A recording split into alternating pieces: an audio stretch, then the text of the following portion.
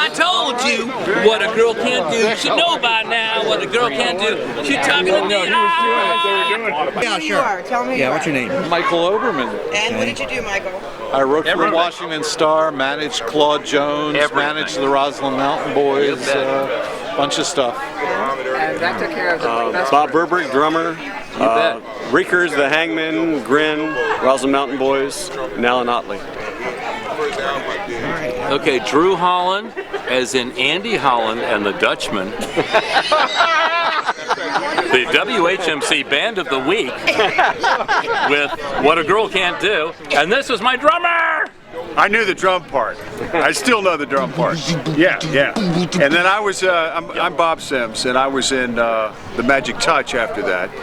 And then Grits of local art fame.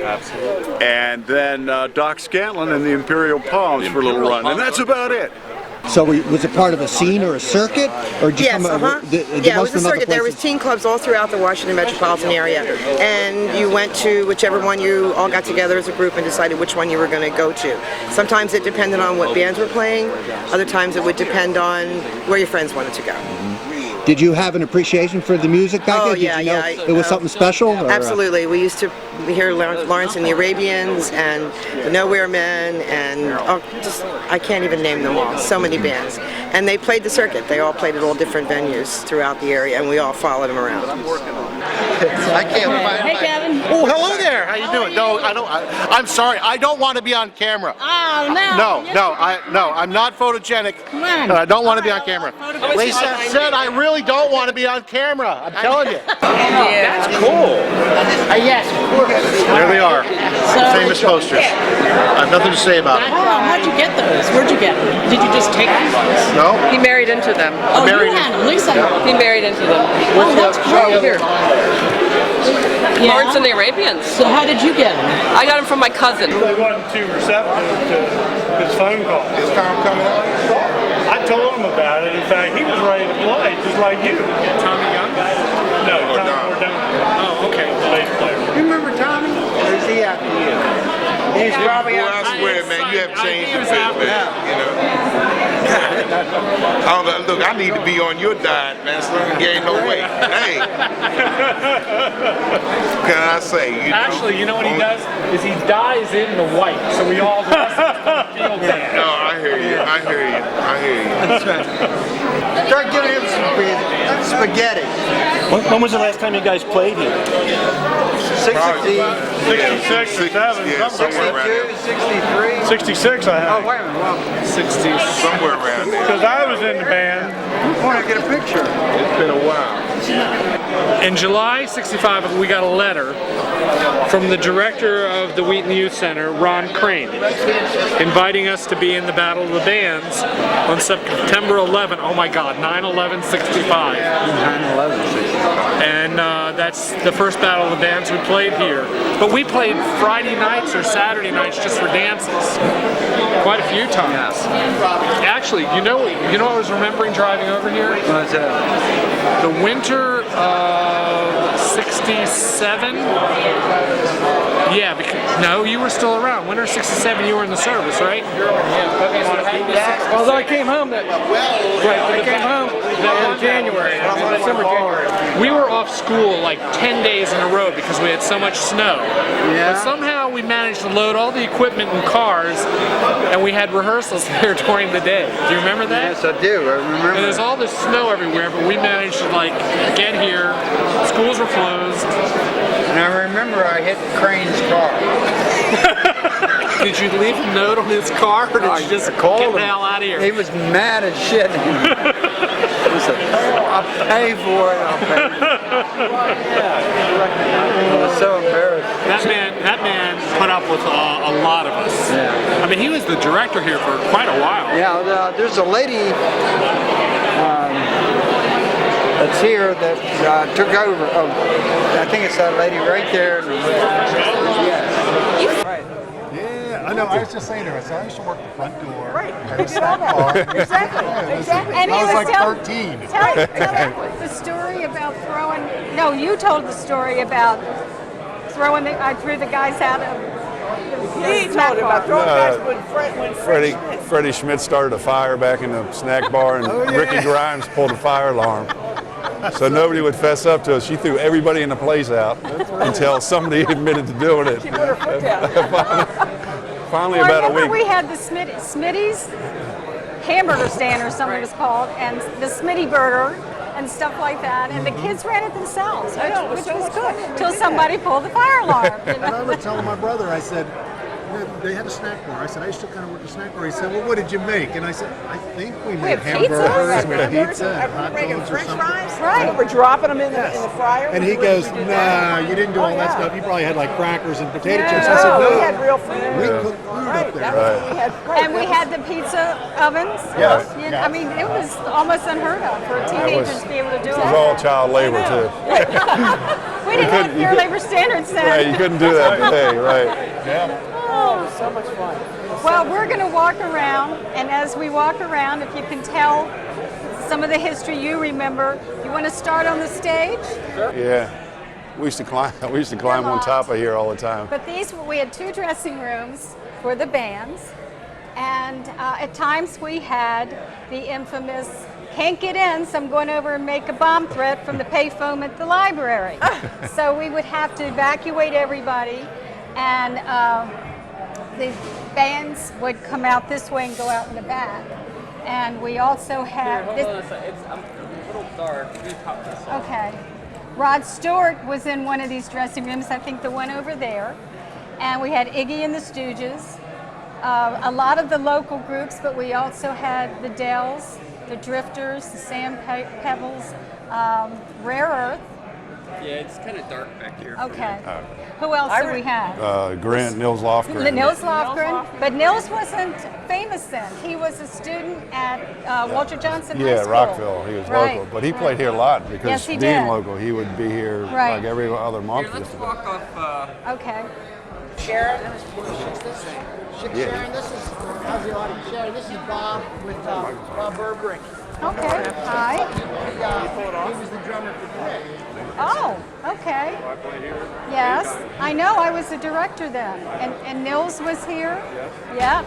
And do you remember the time the Battle of the Bands? He had the rope and he swung out into the audience and dropped down. And also with Iggy, he would smear himself with peanut butter, jump off the stage. All the girls would go nuts here. Our staff would pick him up, throw him back up on the stage. All the boys were in the back like this. So we had a few close calls at times, but these kids that we had were fantastic. They behaved themselves very, very well. Yeah. Yeah, they were. How many times Oh, Grin played here a lot.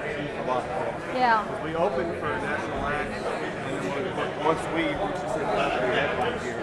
The one poster out there is when, right after we played the Fillmore West. It was our big homecoming to come back here and headline. He needs a mic. I'm going to need to hold that. Okay, I'm sorry. That's We'll switch mics. Hi, you look familiar.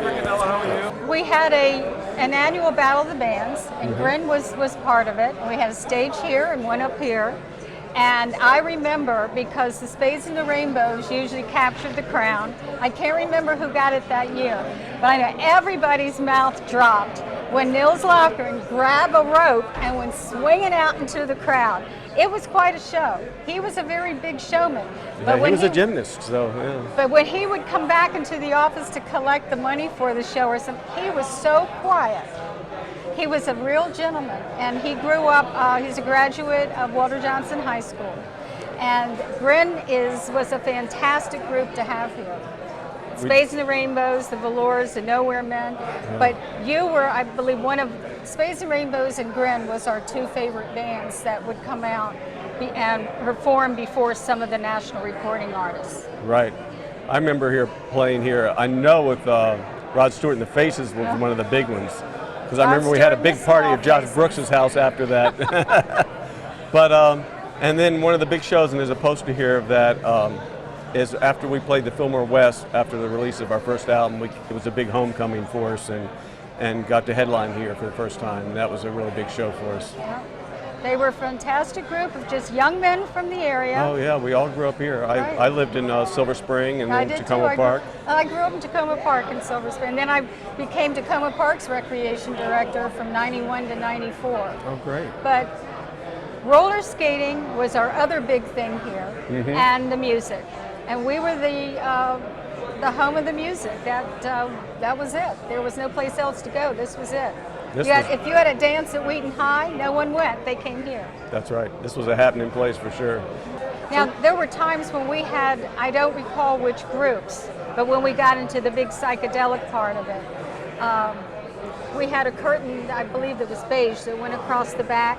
We had all of this light show set up back there. Right. The band came in, set up, played, left. The guy with the lights was here for maybe 2 hours with all of these lights, but the kids loved it. I mean, it was a thrill for them to see this type of production. You know, it was the point between just the CYO dances and the local dances. This was a step up from that.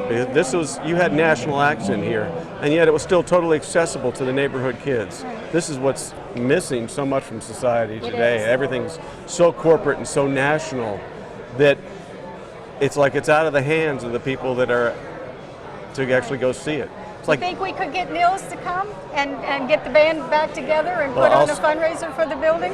I'll speak to him. That would be nice. I will call him and speak to him. But I know he's going to start a tour with Bruce Springsteen soon. Right. But Nils is one of the finest people I know, and if anybody would do it, it'd be him. I think so too. So I'll ask him. Wow.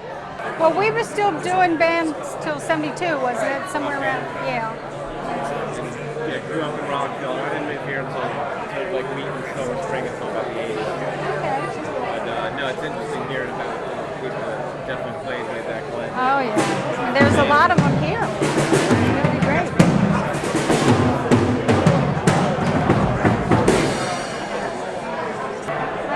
So who played here? Iggy, but he called himself Iggy and the Stooges. Rare Earth. Dr. John was called Dr. John the Night Tripper. And I wouldn't let him bring in his snake. So he comes up after the show, and I'm back here sweeping up, and he's in a nice suit. And when he was on the stage, he had this big buffalo helmet on and a snake out coat of some kind, python coat or whatever. And he comes back, and of course he's got that fantastic gravelly voice. And he says, "Are you the lady that wouldn't let me bring in my snake?" And I said, "Yep, that's me."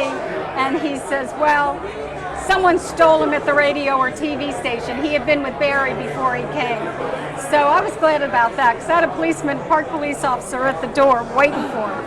But we had Rare Earth, the Drifters came, we even played pool with them. And Rod Stewart, he used this dressing room right here. He was with the Small Faces then. We had Nils Lofgren, and he was with the Grin, local band.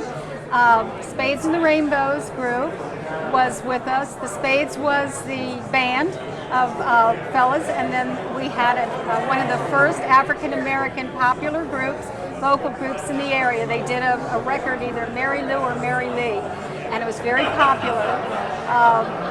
We just had loads and loads of groups that came through that every Saturday or Friday night we would have a concert here, and this was the place to come. Tell me about that time Rod Stewart was here. You don't want to hear all of that. Yes, I do. I mean, not the whole thing, but Rod Stewart had a big issue with Rod. Yes, I had a very big issue with Rod Stewart. He wasn't as famous as he is now. He was with a group called the Small Faces. This was his first time, I believe, in the States, and Barry brought him in. He was a very, very talented man. His hair was kind of spiked in those days, and that wasn't really popular. But he was one who kept most of our people that worked for the county were principals, vice principals, school teachers. We had the stages loaded with people to keep the girls from getting up on the stage at each concert. And someone had stolen something out of the dressing room, his personal property, and he wasn't real happy. And I wasn't real happy that he had all those groupies coming in. So I kind of just told him nicely that if you didn't have all those girls in your dressing room, you wouldn't have lost your visa, and some other things that they took, which I guess in those days the young girls would. But he's a very talented person, but I know he's very upset And he called Barry and he said, I will never, ever, ever mention I played at the Wheaton Youth Center. So I'm down in Florida maybe 15 years ago. I'm going through the line, and here's on the cover of the National Enquirer, says, Rod Stewart calls Elton John Sharon. Well, I figure I'm dead. My whole life is gone now. But he didn't mention it, but I know he was talking about me. Well, we had all the concerts in here. We had the roller skating was really popular too. But the concert is what we were known the most for. This gentleman worked here. They were all in a band as well. So they're back today. And you said now what did Mike do with you? I just used to watch the doors over here, volunteer work, just to see the bands, but people try to sneak in these doors, the emergency exits over here. So I would just stand there and make sure nobody opened the door to let people in. That's all I did, but select few got through the doors, but most people didn't. And this young lady was one of my teenagers back then, and she remembers everything. So she's a good one to talk to. Is this the same? Does this look the same? No. We did not have the plate glass. That little door came in through that. Right. Yeah, that was the front entrance right there. Right. And doors that came up and through there. This was a big lobby. Sometimes we had seating, but when we had the concerts, we did. We just had tables and chairs. Right. But if you look at that plaque, that's the last of the teen talent shows, 1972. It's still there. I'm going to have you show us that. Yeah, that's cool. We didn't have any vending machines out here either. We used to have pictures up on the walls of places and things that we had done. A lot of the kids, she always took pictures of all of us. It was great because this is where we lived. And we did a lot of stuff. We did the float, the Silver Spring Parade float, where we would roller skate. We made a float outside, and we were going to do ice skating on it. We were going to look like we were ice skating, but we were roller skating because we used to roller skate here every afternoon, or most of the afternoons. We roller skated also with the little kids. We tore up the floors terribly. We had our own roller skates that we would build, and we would go ahead and when we went down there, we went down to Silver Spring. We were riding on this float. We were all dressed up, looking like we were, ice skating on there. And as we were going around a corner, Ronald McDonald, when he was long ago, Ron, what was his name? I can't remember. Anyway, he jumped on the float, and they were going to stop and do a picture of us or have a skit with us on there. But apparently we were turning the corner too fast, and he ended up having to get off quick because and so that we could just keep going. But we almost had our debut on TV back then on roller skates from the Youth Center. Do you remember a lot of the concerts that were here? A good amount of them. I know I was here for quite a few of them. But I was here for Rod Stewart. We were here for Rare Earth. We saw Grin, Iggy Pop. The Nowhere Men were here. We saw a lot of the line. We did a lot of the line dances when we go back up to like the late '60s, and we saw a lot of the soul dances. We did a lot of line dances. It was a lot of fun. The Drifters were here. We played pool. Oh yeah, it was great. We had we'd play pool in the back. We were always playing pool, and they were playing basketball. They used to play basketball. I mean, we used this place for so many things, and we did. But we saw a lot of great people here, and a lot of people came through, and it was a great time period. This is it. Actually, I think this is the last name. I can't even read it, it's so scratched up. But we did an annual talent show with the Kensington Wheaton JCs, and we held it here. And we had some very talented young teenagers come through. And it started in 1965. And all of these kids came through here too. They were all residents of Montgomery County. They were teenagers. And then they went on from here to the state contest. And I believe the one in 72 won the state. She was a ballerina. Very, very talented young lady. So this is probably the only thing besides this one that's left over that was here. We had a lot of classes.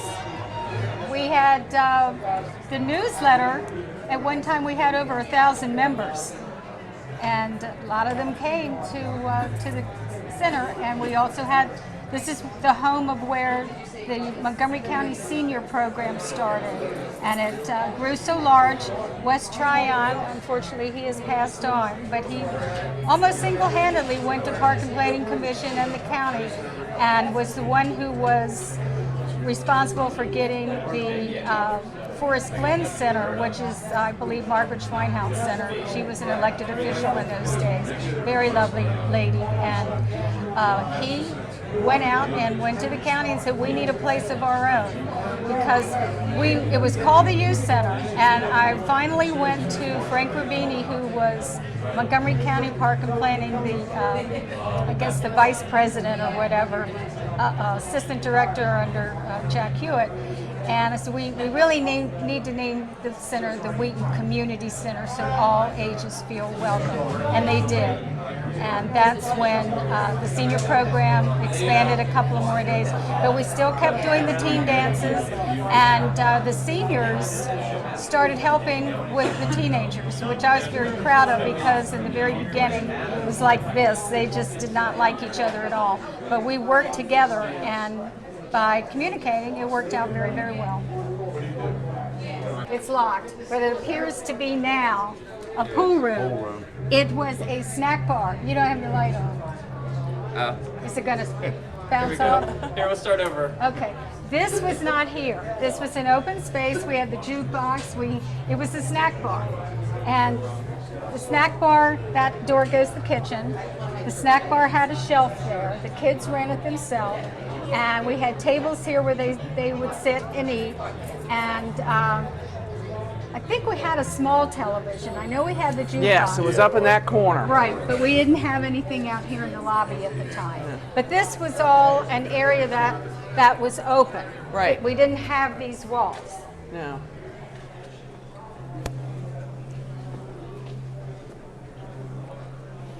Now this is, it's open. Okay. This is the art room. There's kilns and wheels, and they were here then too, and storage areas. And we didn't do a whole lot with the kids here. It was mostly the seniors and adult classes that we ran in this room. But kids, the teenagers never bothered this at all. The ping pong table was in here for a while too. At one point. Okay. I don't know whether that was later. It might have been. I don't remember it ever being here. The other side of the office. Right. And then the pool tables were over. Right. This was open. Did we have sliders? Yes, we had sliding doors. Right. Let's go see what's there now. Right. On that side. Yeah, the ping pong table was here for a while. Okay. This is now a weight room. Whoops.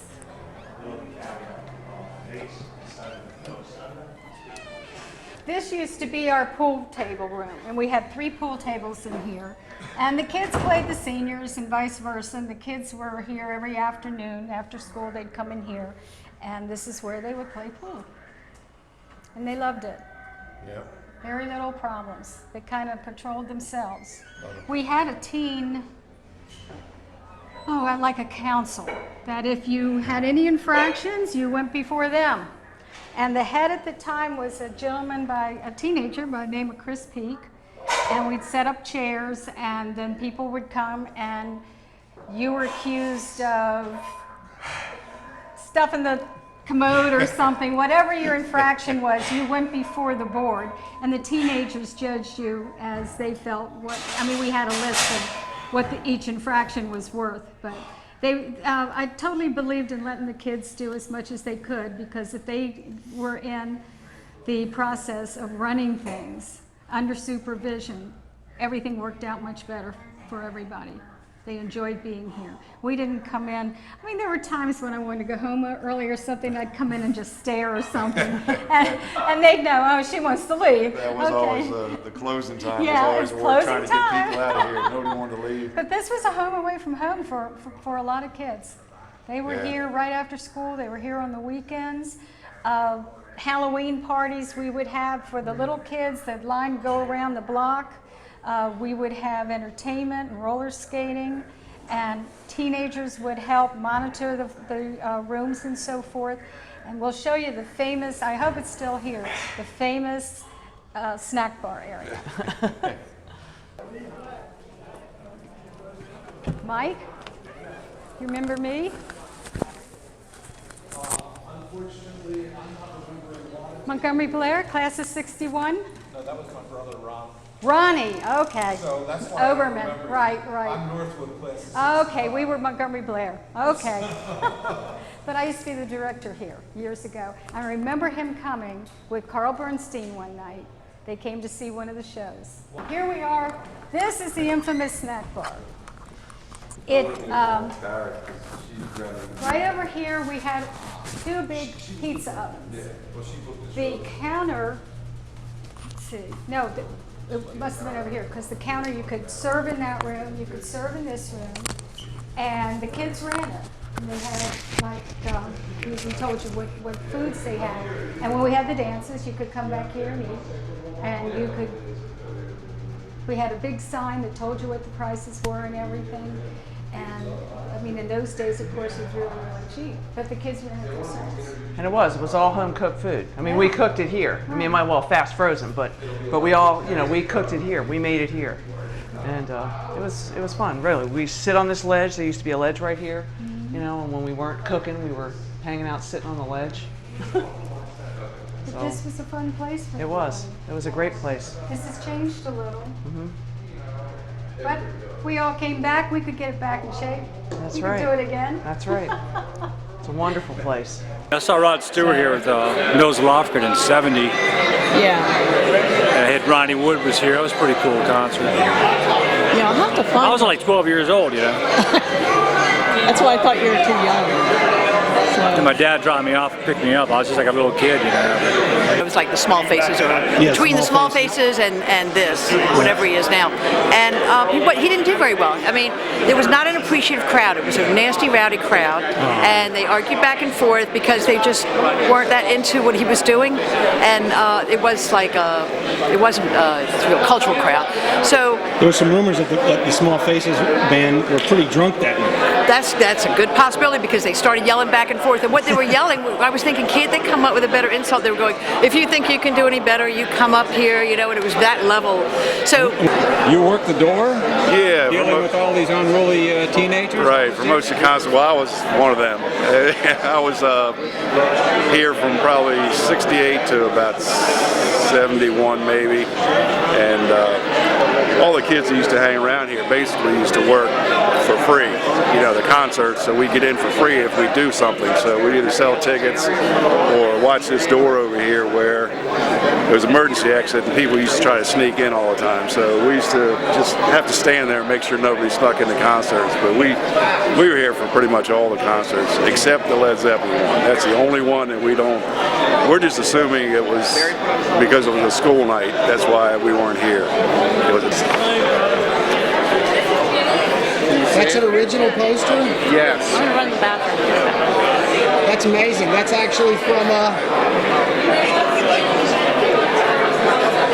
is that yours? Yeah, but I'm giving it to you. Oh, man. This is the oldest rock and roll poster I own. But you can have it for your documentary. I got it from Bob Burbrick a long time ago. God, this is beautiful. Yeah, it's got a little hole in it. I'm sorry. No, don't be sorry. That's fantastic.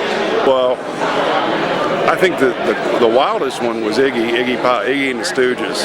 That was something nobody had ever seen anything like that before. He came out just in wearing like a loincloth or a G-string, whatever, and that's all he had on, and he started jumping around and doing crazy stuff, and everybody here just was like, what the hell is this? We've never seen anything like this. And he was throwing himself on the floor around the stages and out in the crowd, and just, it was crazy. That was one that everybody talked about the most, and just... Did you have favorite local? You know who I respect? And I don't know if these people are even true, but some people who emailed me after the column came out. One guy who said, yes, I was there, I saw Led Zeppelin, and they sucked. Now that really takes balls to say that. I don't know if he's here today. You know, we left after the first couple songs. They just weren't very good. Getting by the door. This was the door I guarded. It was just to let nobody sneak in. I say the tickets were, I think, $1.50. So I mean, but still people tried to sneak in. So only a select few of friends who were the ones who got in through these doors when I was working. But I think I was in 10th grade at the time. You know. And that's the actual tuxedo. Let's see that. Yes, it is. And it can actually fit into it. That's incredible. But Barry Richards, I think, had a lot to do with it also, because he was. Before I started hanging around here, they used to have, like '67, they used to have a lot of soul groups here, and I think Barry Richards was on a local station in Rockville, WINX, and he was, I think, known as Soul Brother Barry Richards, maybe. And then there was a transformation in like '68. He started coming around, and his hair was long, and I think he changed another, like a progressive station. And then he got a beard and sandals and jeans and t-shirts and long hair, and it was a big change. And that's when most of the rock type bands started coming, when Barry Richards made that change. Busy, crowded, lots of people. I came to see Spirit here, I think. Yeah. I seem to remember that. I may have been to other ones, but I remember lots of people and everybody outside and that kind of thing. Yeah. We had just moved here, and I saw Atomic Rooster here. Yeah. I remember that. It was pretty noisy. Yeah, remember them? No. No.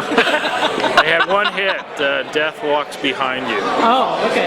They were sort of a keyboard-driven, heavy metal kind of band. Oh. Yeah, it's amazing some of the bands that they got, you know, for the time that, they couldn't have been making any money because the tickets were $1.50, and if they, 200 people come in, they made $50. So how much could they be making? So maybe it's just for exposure,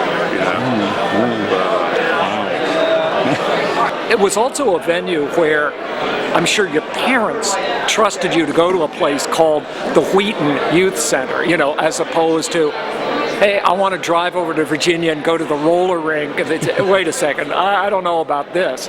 But a youth center they'd figure was supervised. Although, while I'm sure the adults did their job, I don't recall an adult presence ever at one of these things, which is good. Okay, go ahead, Sid. Look at me. I'm Phil Martin, and I went to Sherwood High School, lived in Sandy Spring, Olney area, and I played drums for the Profiles from about 1963 to 1965 before I went to college. And we played here at the Wheaton Youth Center as well as many other areas. And you are? I'm Jimmy Osmond, that's what I was called back then, and I grew up in Montgomery County in the Burt Mills area. And I started playing in a band around 1963 with my neighbor up the street, who is this fellow right here, Kenny Lachlan. That's me over here. And the drummer's Russ Flurry. The first band was called the Marylanders. And the Marylanders actually played here back in 1963. Later on, I played with Phil. And after that, another band with Kenny Lachlan and a bunch of other people called the Carefrees. We played in 64 and 65 and in 66. This is quite a lineup of people. We got Jeff Humphrey keyboards. We played together with Phil, John Panzone, and a bunch of others. You were on stage up there, right? We're right on. This place hasn't changed except for the floor. I mean, it's mind-boggling. All these years later, it looks exactly the same. And it's actually a big venue, considering that we were just a local band. Well, for the most part, this was the prince of everything, because the teen clubs, the small little teen club buildings were the area event centers. And then they built Wheaton Youth Center and Bethesda Youth Center, and they became kind of the place for a lot of people to come to. Tell me who you are? My name's Tom Mcaleer. I've been in Wheaton since 1951, all my life, and I'm still here. And you saw, now give me your experiences, your memories of being here at the center. We would come in here for anything, basketball, ping pong, what have you, but walking around Wheaton in the evenings, what have you, we'd see something going on. By happenstance, we lucked out, came in the back door, happened to be open, and saw Led Zeppelin, and Grin 2 times here. Lawrence and Arabians, we knew Larry Kidd well. He's a cousin of my friend that we grew up with. And then the Nowhere Men, who were Mrs. St. John's guys. I went to Good Counsel right next door. These good-looking high-top white Chucks, they used to be white, are what I wore to the concert here, Led Zeppelin, but I wore them everywhere. And this is summer of '69 in this picture of the same Chucks on my feet, which is 6 months after the concert here. So what was the talk after you saw Led Zeppelin? What was it? We didn't really know who they were, so we basically just went home and we went to a rock concert. But your band, your music was Motown, you said. Stax Volt, Motown, and rock and roll. But again, they were like louder, a different sound than your 3-chord, Rolling Stones or what have you, so EDC or whatever chords they were playing. So it was a lot different sound. I hung around with a band called Mad Mother Moose down in Calvert County, and they had bought a presidential limousine that was owned by the Secretary of State, and we used to ride around concerts in that, and we all rode up. It seated about 8 people, and had coolers where you could put your beer and your wine. And we'd ride up here and see the concerts. What was it like in this room when you had a band? When you had bands? I don't remember there being a tremendous amount of people in here. I mean, I don't think it was packed. We all were sitting on the floor. The band was up there, and Claude Jones was the group we used to see, and Lawrence and the Arabians. I probably came here 7 or 8 times, and of course I didn't live too far. But they had these in many colors, really? Yeah. That's great. It's got that way museum quality. Listen, we got to get you up on stage there. We got to get you on stage. Bring in the portfolio. Can I film you? Yeah, absolutely. Were you in one of the bands that played here? Yeah, I was with the Showmen. Which band was that? The Showmen. And when did the Showmen play here? We played. We started playing in the area in 1965. We played here a few times. We played at the Bethesda Youth Center quite a bit as well. And what I've done is I started a scrapbook in 1965, and I've maintained it till today. And it's I scanned it, and sometime this year I hope to turn it into a CD book. It's like nearly 800 pages long now, and it's really a history book. It's going to be an online project? Well, I don't know. I need to find somebody who, a publisher who can actually help guide me to the process. But I've got the product now. I've got nearly 800 pages of the history of our area from 1965 to now. Well, of my music family, which is pretty wide. But it starts off with the Wheaton and Bethesda Youth Center, and it goes all the way to the venues that we play today that are not quite like this, but Okay. Once again, what brings you here today? My name is Chris Here. I was the trombone player in the Nowhere Men for 3 years, from the summer of '67 to the summer of '70, and I'm here to honor the sound of the time and the wonderful bands that were all part of that era, and to remember and see some old friends. Hello, my name is John Bacon, Walter Johnson, 69, and I remember in my youth coming here and seeing Rod Stewart and the Faces for about $2.50. The crowd was no more than 100, maybe only 50. And they were so overpowering with their Marshall amps that they kept blowing the circuit breakers, but they finally got it going, and it was the greatest way in the world to see real entertainment. No nonsense, real music, right in your face, and it was not commercial. In the good old days, when rock and roll was first being born, right here in front of us in Wheaton, who would believe it? Right, who would believe it? So what year, what was that? Do you remember the actual concert date for Small Faces? Don't remember the date, but it had to have been 70, possibly the fall, 70? Yeah. Yeah. Sounds like. Now, how about you? Do you remember the date of the Small Faces? No, okay. I was pretty drunk. But you were there, okay? Oh yeah, it was great. Grand. So, all right. Can you substantiate the problems they were having with the PA and the sound and the power outages and right. for that concert? Do you remember that? Well, you know, this place was a real fancy, high-tech place, so it was pretty common to to have PA problems and some ringing. And they lights. had Marshall amps, not Defenders. I know. They were big time. I know. And I was a Rod Stewart fan at the time, but Ronnie Wood, who was in the band, later became, Rolling Stone. So they were promoting this album, I believe, which was their first Warner Brothers album. Okay. Right. All my buddies lived in this area. We were just palling around that night, looking for something to do. Somebody said there was a band playing here that night, so we came over. Maybe $1 to get in. We get in. Maybe 100 people here. The band is set up on the stage, and they start to play. Get about halfway through the song. The circuit breakers trip for the power. All the music ends. They stand around. Somebody gets the power turned back on, and they start to play again. And they get up maybe a third, a half, 3/4 of the way through a song. Power goes out again. They couldn't complete a song that night. We stayed around about 45 minutes, got bored, and just left. It was a band that nobody had heard of.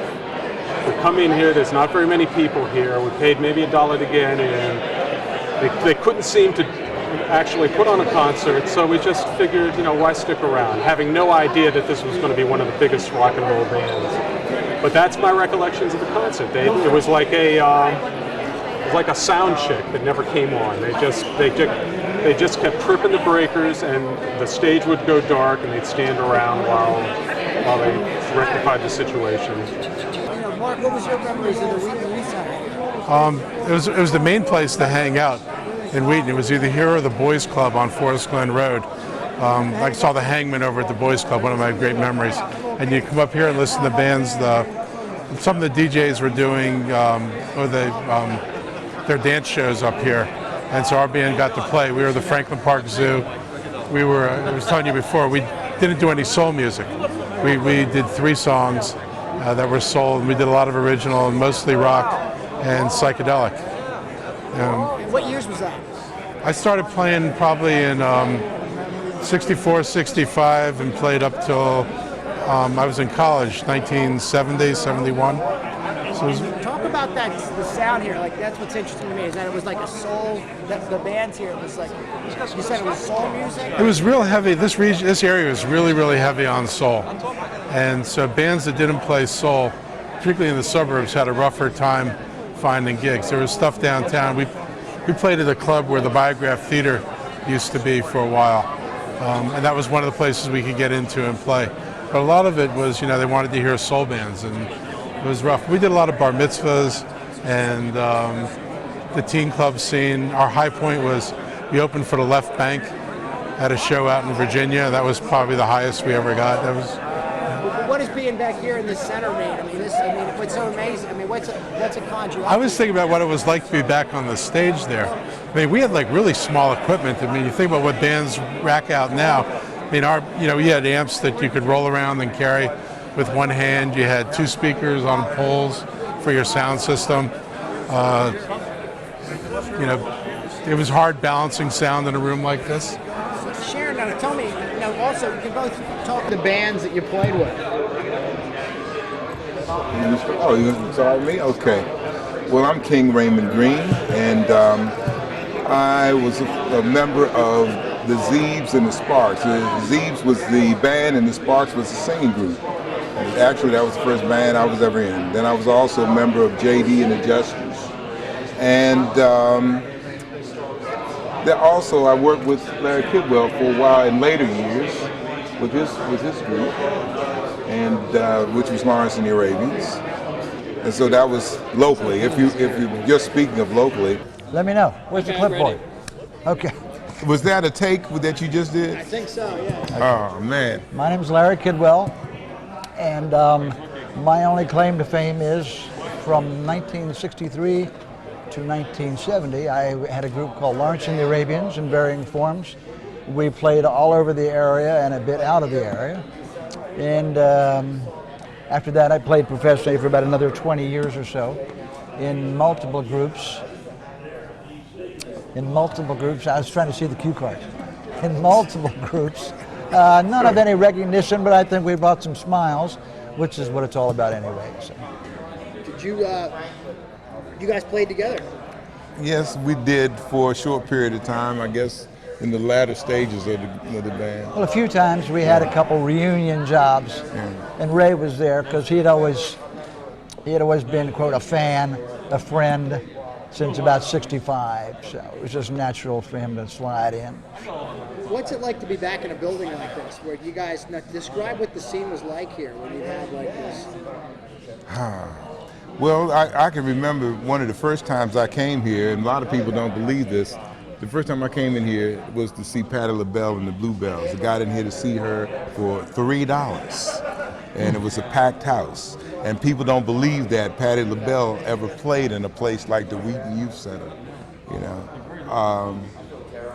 And I think one of the times I played here myself, I was with the Zeebs and the Sparks, and we were in a battle of the bands here, and it was probably about 10 or 15 bands during that time, and there were a lot of folks here in and out, and we just enjoyed ourselves, had a good time, you know.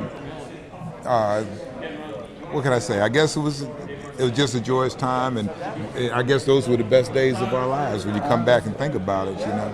True. Jeff, the only time I was here was when I played here, which was semi-regularly, because in those days, I hate to say the good old days, but there really were no nightclubs per se. It was safe to go out. And this is what you did. You gathered at a place like this, or CYO, go out from 8 to 11, dance, be happy, go to Bob's Big Boy or the Mighty Mo, get a sandwich and go home.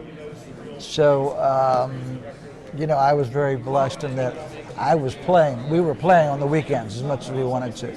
So I didn't get out much unless I was there. So that was So you now introduce yourselves and what you played. I'm Mark McAleer. I was the drummer. Eric Wilfong, I was the bassist and vocalist. Eddie Becker, guitarist.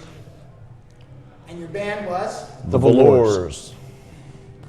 Velours. To start back, Eric and I went to Kensington Junior High School together, and we started playing music originally with a group called the Fidelities, and then when the Fidelities kind of broke up and went on, Eric and I joined up with Mark McInturf, and we formed a trio called the Velours, and we were playing mostly the Rascals style rock, but we also played a lot of rhythm and blues. We played Otis Redding, we played Wilson Pickett, Sam and Dave, and at the Bethesda Youth Center we picked up 3 horns that came over from Waller Johnson High School and St. Albans.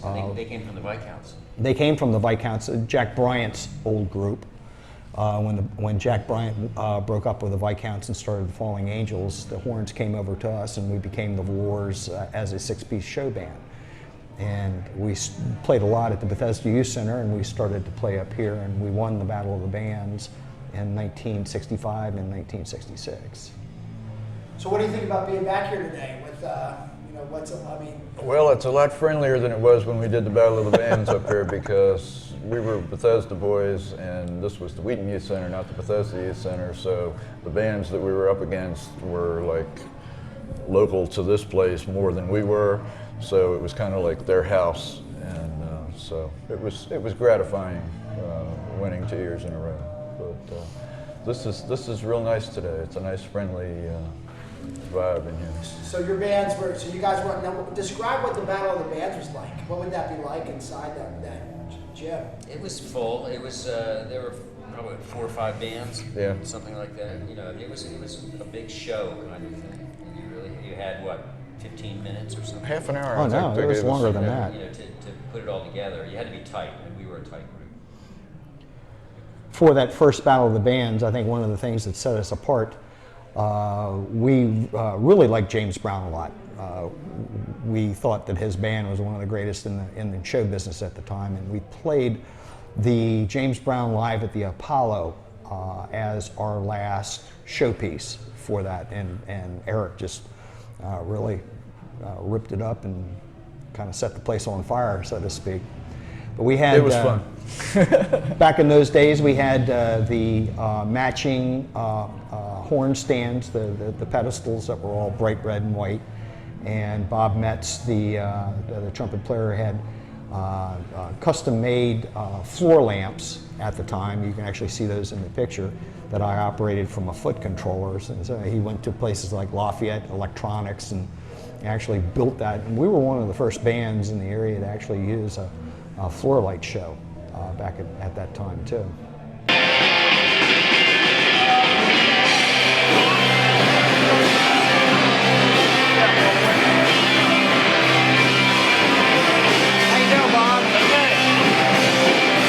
Did you get something for us? We got something for you. Yeah. I've got a whole lot of things now. That'll be the next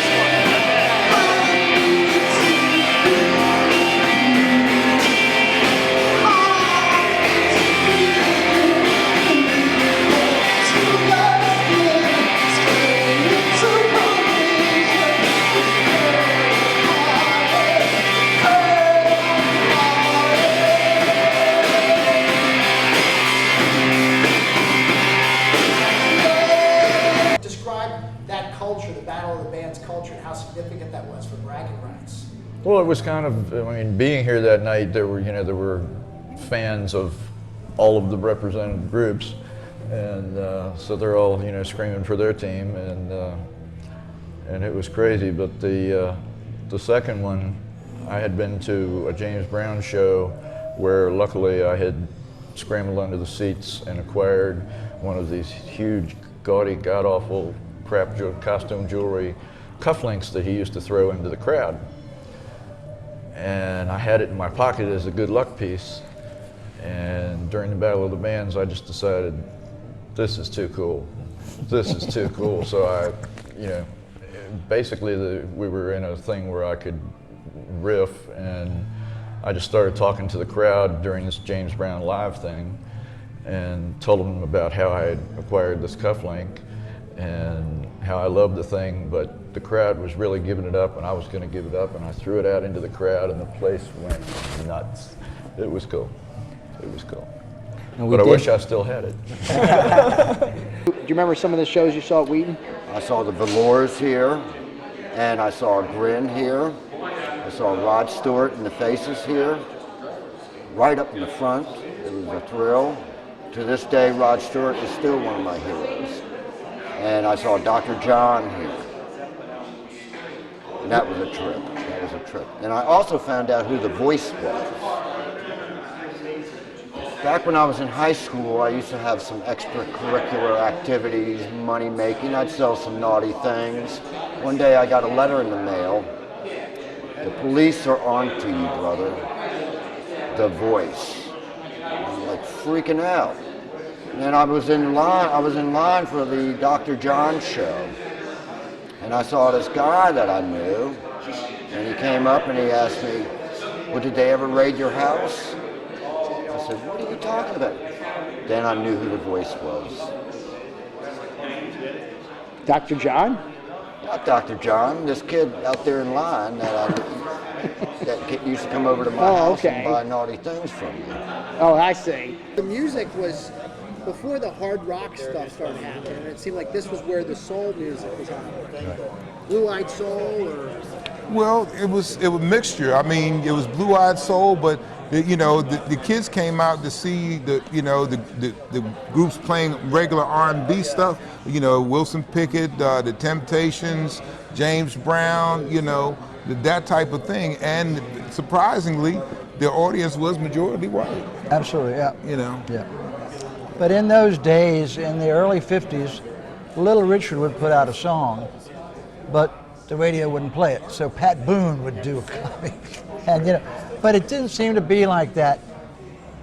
From what I remember, we would come in, we'd play good music to the best of our ability, and the people liked it. I don't really think there was any black and white in those days. Really, it wasn't. It's not like, people were people. And it's not like we said, hey, we play black music. We just played music, and everybody said, hey, this is good. And everybody came and danced and was happy. Yeah. I could have been dreaming, but I think that's how it went. And no, you're right, Larry, because you know, I grew up in D.C., and but I used to hang around in Hyattsville where Larry, you know, grew up, and we became real good friends. And I met Larry, I was like 14 years old, you know, and the guys that I grew up with in D.C., you know, I used to start bringing them out to Hyattsville to hear these guys, man, because they didn't have anybody in D.C. that played the music the way these guys did. And you know what? And this is a fact. And Larry, I want you, you know, you're my buddy and everything, but I want you to know this. To this day, and here we are in 2009, I still haven't heard a band that played the music from that era that was better than these guys, and I mean that from my heart. And I've told him this before, but I've been around with a lot of groups. I played with Chuck Brown and Soul Searchers, okay? I played with Bobby Parker. You know, I was with a group called Black Heat on Atlantic Records, which we did 4 albums on Atlantic, and you know, we had good bands, but these guys, they had it. You know, it was just something about them, man, that none of the bands that I played with or heard during that era or from this area, the Washington metropolitan area, to this day, from 1963 to 2009, I have not heard a band that I thought was better. And that's the God's honest truth. So you got to edit that part out. No, I mean that. You know, listen, I heard these guys on a show once with Blood, Sweat, and Tears. He always embarrasses me though. And now, I'm telling you, with Lou Soloff, the Brecker Brothers and whatever, and I worked with Randy and Michael Brecker, I recorded with them. These guys blew them away. Wasn't no comparison. No comparison. So, I say no more, you know. One last thing, Jeff, I think it's great what you're doing, because one of the things that I know of personally is that the youth centers were really, really go-to places for the kids to hang out as compared to getting in trouble and doing other things that would, you know, lead them into situations that weren't quite so wholesome. I don't know what the kids do today. You know, I don't think that there's this many venues. Certainly not in Montgomery County. I know that Bethesda has closed down. It's nice to see that the Wheaton has remained open and accessible to the kids. It's extraordinary. It looks the same. You know, it does. It really does. It's weird to be here. It's been 4 It is. years. It is. Just getting out of the parking lot and approaching the place was like, whoa, this is like time warp city here. Yeah. But your effort on this to show a little slice of Montgomery County history, and Mark's effort with Capitol Rock, I mean, back in those days, we had a lot of bands. There was a lot of talent. A lot of them went on to a number of big name groups like Jefferson Airplane and Hot Tuna and Mills playing with Bruce Springsteen. So it was a real camaraderie that we had around here.